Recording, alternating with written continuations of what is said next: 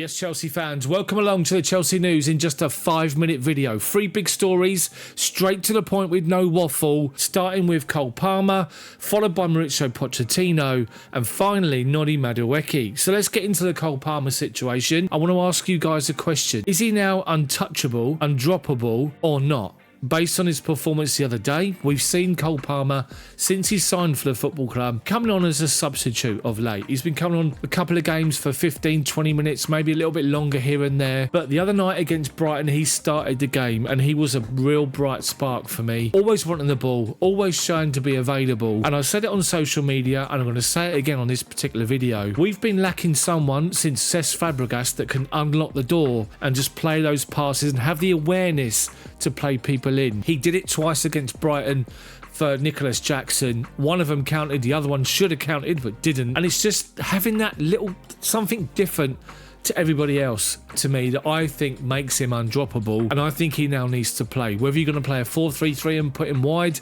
or you play a 4-2-3-1. For me, Cole Palmer is now untouchable because of what he gives us and what he can do. Let me know what you think. Do you agree with me or not? Let me know in the comment section. Let's move on to Mauricio Pochettino. Now listen, people, my sources for my information is Simon Phillips and the fantastic Substack, the membership that we've got over there. It's £5 a month. This guy has got contacts with sources. He's been talking about Pochettino and the involvement that he had over the summer for transfers. Now, it's pretty much been agreed or pretty much understood that Mauricio Pochettino gave his opinions, but the football club had an idea, just getting rid of the bad wood, the dead wood, the bad experience and stuff like that, obviously not including Conte and Azpilicueta, and replace it with youngsters under the age of 25. If anything, Pochettino's now looking after a development squad in the Premier League, which is one quote from one of Simon's articles. But he also talked to the fact that Mauricio Pochettino has spoken out himself, and he's made it clear he's now going to be much more involved in transfers because he wants some more experience in the squad, which is what we can all see. He said this: the good thing is the relationship and the communication is very good with the sporting directors and the owners. When the transfer window was closed, I said I need to be more involved now in all decisions. I've started to work to identify what we need for January. Football is very dynamic and it's about the present always. Though things can change until January. We need to work to recover Nkunku and Armando Broja to try and provide the team with more goals and become solid.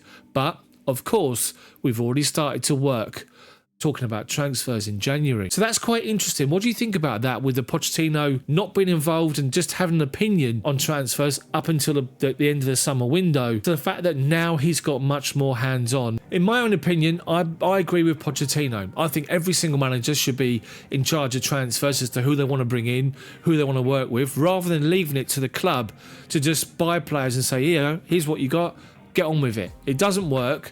Sometimes it has in the past, but overall it doesn't work. And so I think that Pochettino having more control is a good thing. What do you guys think? Let me know in the comment section below. Finally, to Noni Madueke, and the situation being that he's been available for the last 2 matchday squads at Chelsea but been left out by Mauricio Pochettino because there's been some tough love handed out for Madueke. Now, I've not seen it, but there was a video of him at a party and, you know, basically somewhere where he shouldn't be during the course of the season. Pochettino didn't really like it and obviously has made the message clear, basically saying that, you know, when you're a player of Chelsea, you need to avoid this sort of stuff. Even though it's not a big issue, we need to avoid these types of situations. And also the fact that young players, they need to be professional and respect the badge that we have. Madueke has not been involved, and I didn't even realise that. I thought he had a knock or something like that, but he's actually been left out. Now for me, I think Madueke has been, overall since he's joined the football club, I think he's been a bit of a shining light when he's played, because he's always tried to attack, he's always tried to just take the ball and just grasp the situation and the chance he's been given. So I think Madueke should be starting against Fulham or up there in contention,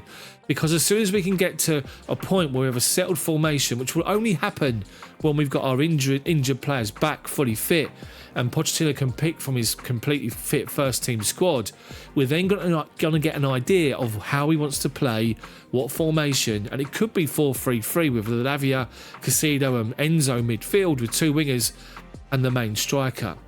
What do you guys think about Madueke and the situation and his time at Chelsea so far?